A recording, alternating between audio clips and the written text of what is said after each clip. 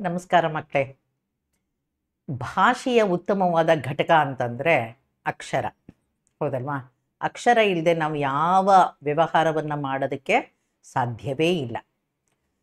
ಸಂಸ್ಕೃತ ಭಾಷೆಯಲ್ಲಿ 48 ಅಕ್ಷರಗಳಿವೆ. ಆ ಅಕ್ಷರಗಳ ಬಗ್ಗೆ ನಾವು ತಿಳ್ಕೊಳ್ಳೋಣ ಮಕ್ಕಳೇ, ಓಕೆನಾ? ಶುರು ಮಾಡೋಣ.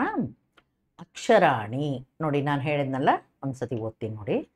ಭಾಷಾಯಾಹ ಲಘುತಮಃ ಘಟಕಃ ಅಕ್ಷರಂ. ಭಾಷೆಗೆ ಚಿಕ್ಕದಾದಂತಹ ಒಂದು ಘಟಕ ಯಾವುದು ಅಂತಂದರೆ ಅಕ್ಷರ. ಅಕ್ಷರಾಣಾಂ ವರ್ಣಾಃ ಇತ್ಯಪಿ ನಾಮ ವರ್ತತೆ. ಅಕ್ಷರಗಳನ್ನು ನಾವು ವರ್ಣ ಎಂಬುದಾಗಿ ನಾವು ಕರಿತೀವಿ.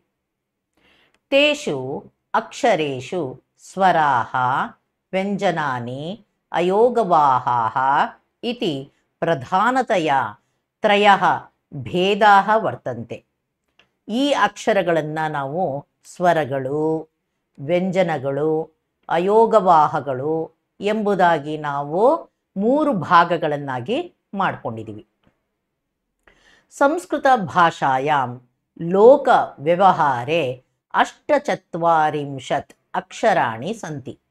ನಮ್ಮ ಸಂಸ್ಕೃತ ಭಾಷೆಯಲ್ಲಿ ವ್ಯವಹರಿಸಬೇಕಾದ್ರೆ 48 ಅಕ್ಷರಗಳನ್ನು ಕೂಡ ಉಪಯೋಗಿಸ್ತೀವಿ.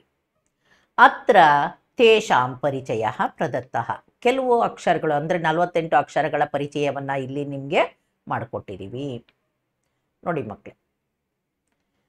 ಸಂಸ್ಕೃತ ಭಾಷಾಯಾಹ ಲಿಪಿ ದೇವನಾಗರಿ. ನಮಗೆ ಸಂಸ್ಕೃತ ಭಾಷೆಯ ಲಿಪಿಯನ್ನು ನಾವು ಏನಂತ ಕರಿತೀವಿ? ದೇವನಾಗರಿ ಲಿಪಿ ಎಂಬುದಾಗಿ ನಾವು ಕರಿತೀವಿ. ಅಸ್ಯಾಂ ಭಾಷಾಯಾಂ 48 ಅಕ್ಷರಾಣಿ ವ್ಯವಹಾರೇ ವರ್ತಂತೆ. ನಾವು ವ್ಯವಹಾರ ಮಾಡಬೇಕಾದ್ರೆ 48 ಅಕ್ಷರಗಳು ಇರುತ್ತೆ. ಇಲ್ಲಿ ನೋಡಿ ಮಕ್ಕಳೇ, ಅಕ್ಷರಾಣಿ ಎಷ್ಟಿರಬೇಕು? 48. ಗೊತ್ತಾಗ್ತಾ ಇದೆಯಾ? 48. ಅದನ್ನು ಬರಿಬೇಕಾದ್ರೆ ವರ್ಡ್ಸಲ್ಲಿ ಬರೀರಿ ಅಂತಂದರೆ 48. ಅದನ್ನು 3 ಭಾಗ ಮಾಡಿದ್ದಾರೆ ಅಂತ ಹೇಳಿದೆ ನಾನು, ಹೌದಲ್ವಾ? 48 ಅಕ್ಷರಗಳನ್ನು 3 ಭಾಗ ಮಾಡಿದ್ದಾರೆ ನೋಡಿ. ಇಲ್ಲಿದೆ ಅಕ್ಷರಾಣಿ ಸ್ವರಾಹ ಅಯೋಗವಾಹೌ ವ್ಯಂಜನಾನಿ.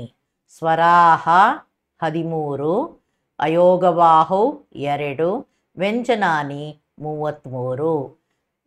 ಸ್ವರಾಹ 13, ಅಯೋಗವಾಹೌ 2, ವ್ಯಂಜನಾನಿ 33. ಗೊತ್ತಾಗ್ತಾ ಇದೆಯಾ? ಈಗ ಇಲ್ಲಿ ಬರಿತೀನಿ ನೋಡಿ, 3 ಭಾಗಗಳು ಸ್ವರಾಹ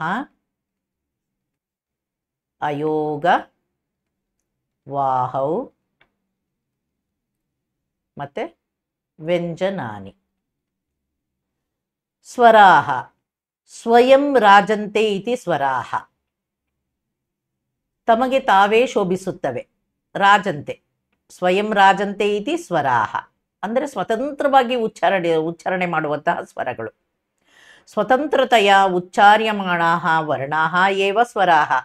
ಸ್ವರ ಅಂದ್ರೇನು ಅಂತ ಕೇಳಿದ್ರೆ ನೀವು ಇದನ್ನು ಬರಿಬೇಕು ಮಕ್ಕಳೇ. ಸ್ವತಂತ್ರತೆಯ ಉಚ್ಚಾರ್ಯಮಾಣಾಃ ವರ್ಣಾಃ ಸ್ವರಾಹ. ಸ್ವತಂತ್ರವಾಗಿ ಉಚ್ಚರಿಸಲ್ಪಡುವಂತಹ ವರ್ಣಗಳು ಸ್ವರಗಳು. ತೇ ಆಹತ್ಯ 13 ಸಂತಿ. ನೋಡಿ, ಅವುಗಳು ಎಷ್ಟಿದೆ? 13. 13 ಇದೆ ಮಕ್ಕಳೇ. 13 ಅಕ್ಷರಗಳು ಇದೆ. ಯಾವ್ದ್ಯಾವುದು ಅಂತಂದರೆ ನೋಡಿ ಮಕ್ಕಳೇ, ಇಲ್ಲಿ ಸ್ವರ 13: ಅ, ಆ, ಇ, ಈ, ಉ, ಊ, ಋ, ಋ, ಲೃ, ಏ, ಐ, ಓ, ಔ. ಗೊತ್ತಾಗ್ತಾ ಇದೆಯಾ? ಇಷ್ಟು 13 ಅಕ್ಷರಗಳಿದೆ.